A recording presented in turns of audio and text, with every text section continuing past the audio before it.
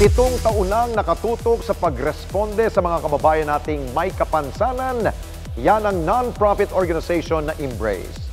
At sa selebrasyon ng kanilang anibersaryo, bida pa rin ang mga PWDs, kasabayang pagbibigay ng panibagong oportunidad at kaalaman para sa lahat.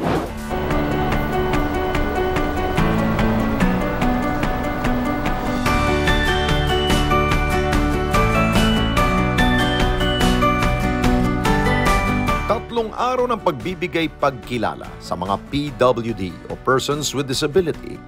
Yan ang tema sa ika-7 anibersaryo ng Embrace Organization for Differently Abled na isinagawa sa EVM Convention Center sa lungsod ng Quezon nito lamang nakalipas na linggo. Sa pangunguna ni Embrace Chairperson True Santos Matias, NEP25 President Cesar Vallejos, at ilang angkor ng himpilan, sinimulan ang programa sa isang ribbon cutting ceremony. Pagpasok pa lamang ay isang malalaking letter standees ng Embrace ang makikita, kung saan lahat ng mga dadalo ay maaring maglagay ng mensahe rito. Ngunit bago makalibot at ma-experience ang iba't ibang fan activities, kinakailangan munang magparehistro. Ngayon po ay pinagdiriwang po natin ang ika-7 anibersaryo ng Embrace Organization for the Differently Abled. Meron po ditong mga libreng pelikula na maaari niyo pong panoorin. Meron pong mga booths na ang mga nagtitinda po ay ang mga beneficiary ay mga PWD din po. At marami po mga iba pa pong aktibidad dito. Bida mga larawang ito ng mga kawani ng Embrace sa nakalipas na mga taon. Game na game ang mga dumalo sa iba't ibang palarong pwede nilang salihan. Ito po'y magiging masaya. Opo, kasi dito po bibigyan natin ng pagpapahalaga kung ano po ang mga kasanayan ng mga differently abled na hindi naman po na-showcase doon po sa labas, kundi dito sa Embrace. Dito po ay ipinapakita kung ano ang kanilang mga kasanayan na pwede pala, pwede palang magawa ng isang differently abled ang mga bagay na dapat magawa ng isang normal na tao. Narito rin ang grupo ng Christian Society for the Deaf o CSD para magbigay ng kaalaman sa sign language. Mga estudyante, bata at maging mga matatanda, enjoy na lumahok sa kanilang Mala Pinoy Henyo Games. Meron ding art exhibit kung saan ipinakita ang talento ng mga PWD sa pamagitan ng Special Education Program ng New Era University. Sinuportahan din ng Embrace Organization ng ilang small and medium enterprises sa pamagitan ng paglalaan ng libreng booth kung saan pwede nilang ibenta ang mga produktong gawa ng mga miyembro nilang PWDs. Tulad na lamang ng isa sa ating e-responder, ang Project Speed Moms. Hindi lamang produkto ng mga miyembro ang kanyang bitbit, ngunit maging ang ilang pang mga SMEs na kanyang kakilala.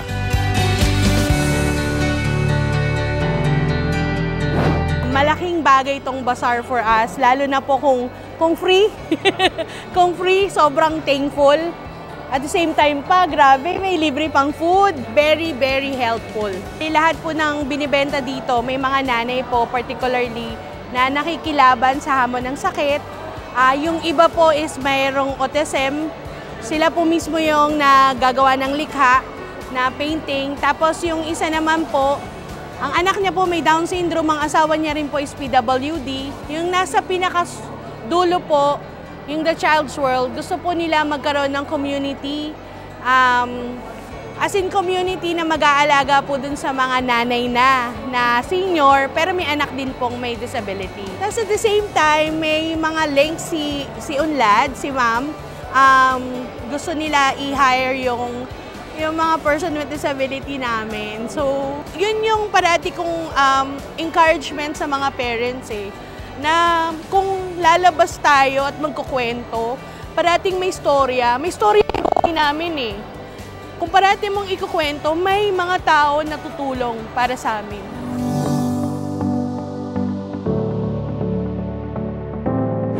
ino-offer ko pong produkto ko is yung kimchi po, akong gumagawa. Tapos yung ibang produkto po is galing din po sa sa member po namin na may mga anak din pong may mga kapansanan.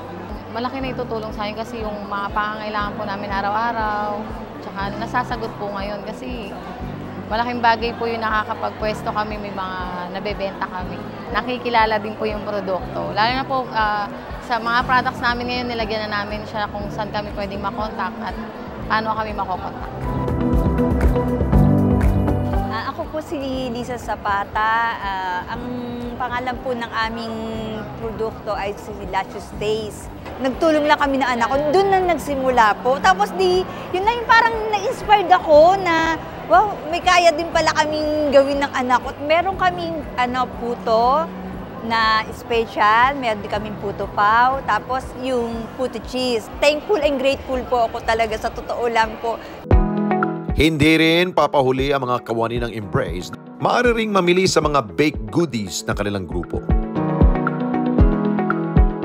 At meron ding ibinibentang fresh na gulay mula sa Embrace Farm. At syempre maging mga souvenirs tulad ng t-shirts, bags at jackets pwede ring maiuwi. Isa rin sa inaabangang booth na ito ng Person with Disability Affairs Office o PDAO ng Quezon City dahil bit-bit nila ang iba't ibang serbisyo para sa kababayan nating PWDs. Naglagay po tayo ng booth for the registration of the Quezon City Persons with Disability ID. Meron din po tayong application for the social welfare assistance. At kung sakali po na wala po silang dokumento or medical certificate, nagbibigay po tayo ngayon dito ng referral para po sa ating mga LGU hospitals na pwede po natin sila pag-referan. Makakuha po sila ng Certificate of Disability or Medical Certificate.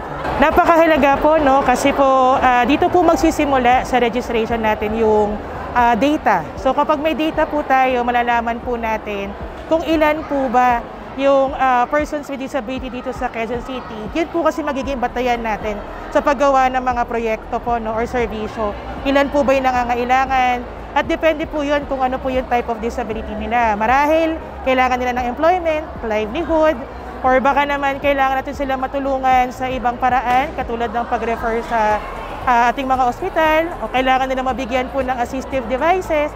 So marami po, napakahalaga po na nilalapit natin kasi hindi po alam ng lahat na marami pong serbisyong binibigay ang Quezon City Persons with Disability Affairs Office. Hindi lang tayo basta nasa opisina. Nagkakaroon tayo ng mga caravans po at ngayon talaga bumababa na po tayo. May mga lugar pa rin po kasi sa Quezon City na hindi pa rin po natin napupuntahan o yung may mga persons with disability na wala na pong kakayahan na pumunta pa sa opisina o sa caravan. So yun po, nakikita natin na marami pa pong nangangailangan. May mga komento po tayong magaganda kasi nakikita na po nila na ito na po pala, nabibigyan na tayo ng panahon, nabibigyan na tayo ng liwanag for the persons with disability na pwede pala, kaya natin, dahil nga sa promotion natin ng inclusivity dito po sa Quezon City. Ang kanilang departamento rin ang nanguna sa isinagawang 2-day seminar patungkol sa karapatan at pribilehiyo ng mga PWDs at Disability Sensitivity Workshop. Kaya yung sa may mga anak po dito ng mga persons with disability, maniwala po kayo sa kakayahan po ng mga anak niyo po. At ang ilang napagod sa pag-iikot, pinilahan ang libreng masahe. Hatid ng Pro Hands at Hearts and Hands Blind Massage ng Embrace Organization.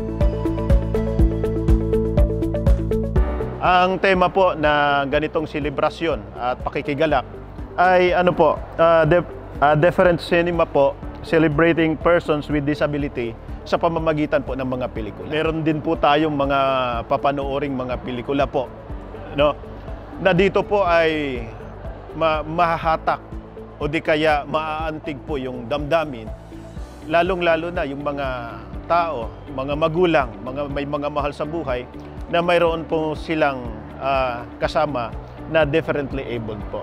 Magkaroon sila ng kabatiran at magkakaroon din po sila ng awareness o kabatiran o awareness patungkol po sa ganong kalagayan. Highlight ng anibersaryo ang pagpapakita ng iba't ibang pelikula kung saan bida ang mga karakter na may kapansanan. Day 1 pa lamang, napuno agad ang sinihan. Mga bata at maging mga matatanda, napapangiti at talaga namang nakasubaybay sa libreng film showing. Napansin ko po, maganda at saka po masaya. Saka kanina po nanood kami ng seminar. Marami kaming natutunan. Sobrang ganda po ng arts na nagawa po nila at po nagkaroon din po kami ng inspiration at mga motivation po na mag-aral pa po ng sign language para po magkaintindihan po kami or communication po namin para po mas marami pa po kaming friends na maka-communicate po sa iba't ibang lokal po natin. Nakakatuwa nga po sila. Kahit ganun lang po sila, nakakagawa po ng magandang ano. Sa ikalawang araw, dagsa pa rin ang mga taong nagparehistro. Umikot at namili ng iba't ibang produkto. Maririnig din ang hiyawan ng mga nanalo sa mga fun games. At maging ang Team Responde, sumali na rin sa Sign Language Awareness Session. Kung sa unang araw ng film screening, napuno ng ngiti ang mga nanood. Maluha-luha naman ang iba sa pelikulang Handog sa ikalawang araw. Ang pagkilalang ito ng Embrace sa mga differently abled persons ay hindi magiging posible kung hindi nila naisakatuparan ang matagal ng layunin ng kanilang organisasyon. Ang vision po talaga ng Embrace is to create a loving and caring world for the differently abled or mga persons with disabilities. Kasi daw po, ang mundo po natin ay world of the hearing. Paano naman po yung mga hindi po nakakarinig at may iba pa pong mga disability? Kung kaya narito po ang Embrace para po magbigay sa kanila ng mundo na maaari pong mag-cater din sa kanila. Sa awa at tulong po ng Panginoong Diyos at sa pagsuporta at pagmamahal po ng kapatid na Eduardo V. Manalo, ang tagapamahalang pangkalahatan ng Iglesia ni Cristo, ay napakalawak na po ng narating ng Embrace sa loob lamang po ng 7 taon.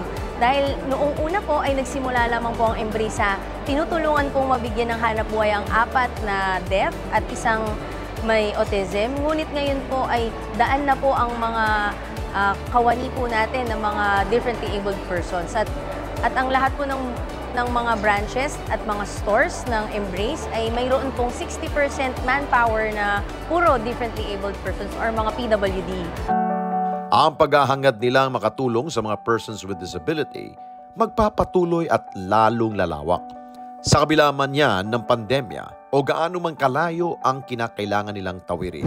Napakasaya po namin, lalong-lalo na rin po ang mga kawani po namin na mga differently abled persons dahil sila po ay natutuwa din na nakakapagbigay po sila sa kapwa nila mga PWD ng hanap buhay at nagiging kasama po nila sa pagtatrabaho at nakakataba po at nakakalaki ng puso at yung pag-unawa sa kanila ay nagbibigay pa po ng lalong knowledge po para sa atin.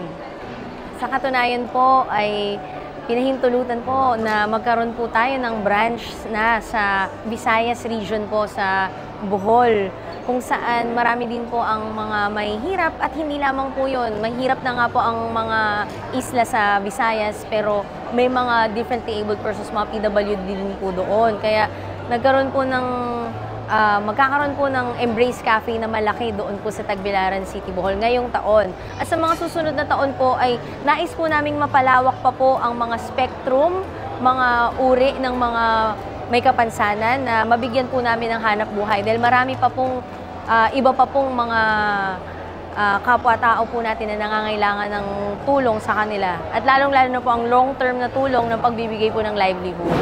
Ang responding hatid ng Embrace talaga namang natatangi. Dahil hindi lamang ito nagbibigay ng panibagong oportunidad sa ating mga kapatid na may pisikal at mental na pinagdaraanan. Pinapahalagahan din ito ang makapagbigay ng kamalayan sa ating lahat. Mga kababayan, salamat po sa inyo pong pagsubaybay sa Responde Mata ng Mamamayan. Para mapanood pa ang iba pa naming pagresponde sa ating mga kababayan, i-click lamang ang subscribe button at i-follow lamang ang Net25 social media pages at Net25 TV.